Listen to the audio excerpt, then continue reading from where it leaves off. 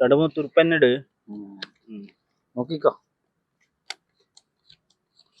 ഇന്നെങ്കിലും നല്ല കൈ വന്നിന് മതിയായിരുന്നു. അവരിപ്പോ രണ്ടാട് പരിചയമില്ലാത്ത ആൾക്കാർ വരുന്നു. പറഞ്ഞാൽ തന്നെയല്ലോ, ഇങ്ങോട്ട് തന്നെയല്ലോ വരുന്നില്ലേ? അതെ.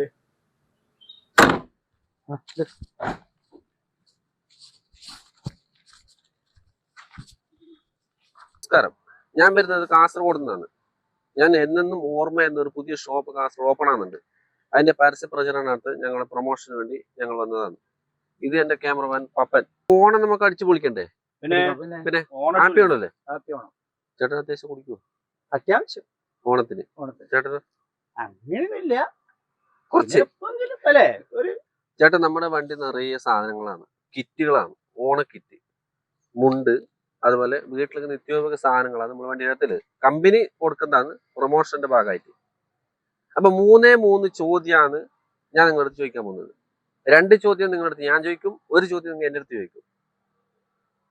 അപ്പൊ ചേട്ടന്മാർ ഓക്കെ അല്ലേ? 2 ചോദ്യത്തിന് ഉത്തരം നിങ്ങൾ തെറ്റിച്ചിട്ടുണ്ടെങ്കിൽ നിങ്ങൾക്ക് സമ്മാനം കിട്ടിയില്ല. പ്രോത്സാഹന സമ്മാനമായിട്ട് നിങ്ങൾക്ക് ഒരു മുണ്ട് ഞാൻ ലാസ്റ്റ് തരും. അതുണ്ട്. ഇവിടെ ആൾക്കാരുടെ ചീട്ട് കളിച്ചോണ്ടിരിക്കുകയാണ്. ഈ ചേട്ടന്മാരോട് ഞാൻ ചോദ്യം ചോദിക്കാൻ പോവുകയാണ്. ഏറ്റവും കൂടുതൽ മത്സ്യം കിട്ടുന്ന സ്ഥലം എവിടെ? ചേട്ടൻ പറ. കാസർഗോഡ് മാർക്കറ്റിൽ. ചേട്ടൻ? എല്ലാ മാർക്കറ്റിലും കിട്ടും. എല്ലാ മാർക്കറ്റിലും. ഉത്തരം തെറ്റ്. കടലില്. നമ്മൾ വാഹനത്തിലൂടെ ഇങ്ങനെ പോകുന്നത്. അപ്പൊ മരത്തിന്റെ അടിയിൽ പോകുന്ന സമയത്ത് ഈ വെള്ളം ഇങ്ങനെ അറിയാതെ വീണ് വണ്ടിന്റെ മുകളിലേക്ക്. എന്തുകൊണ്ട്? അത് കാറ്റടിച്ചിട്ടാകുമ്പോ അല്ല, ഇലയിലത്തെ വെള്ളമുള്ളതുകൊണ്ട്.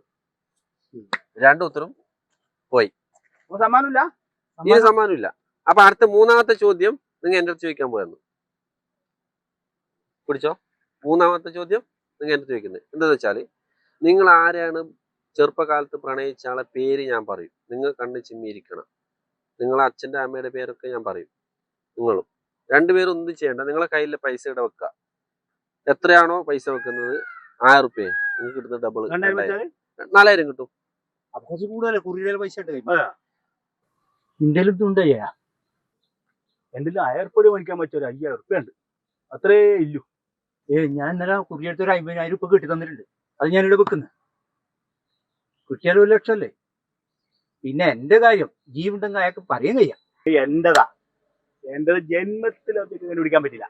അപ്പൊ ആ പൈസ വെക്ക്, ഞാനും വെക്കാം.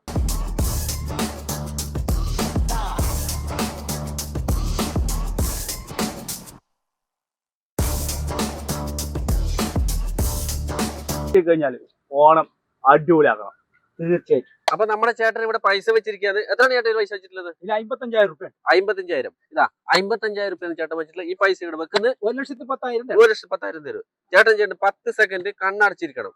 ചേട്ടൻ ഓർത്തിരിക്കുന്നത് എന്താണോ അത് ഞാൻ പറഞ്ഞിരിക്കും. ചേട്ടൻ കണ്ണടച്ചോളൂ. കണ്ണൂർ കാരണവശാൽ ഞാൻ ഈ ടൈം പറയുന്നതിന് മുമ്പ് തുറക്കാൻ പാടില്ല. തുറന്നു കഴിഞ്ഞാൽ പൈസ കിട്ടില്ല, ഉത്തരം പറയില്ല. അപ്പൊ റെഡി? 1 2. ചേട്ടാ ടൈം നോക്കിക്കൊണ്ടിരിക്കാന്ന്. യാതൊരു കാരണവശാലും കണ്ണ് തുറക്കരുത്. സാറേ 10 സെക്കൻഡ് ആയില്ലേ? കണ്ണു തുറന്നൂടെ സാറേ? കണ്ണു തുറക്കട്ടാ?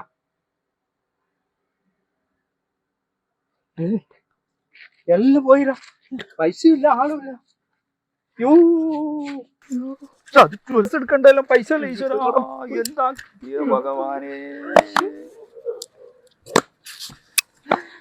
ഓർത്തതല്ലേ.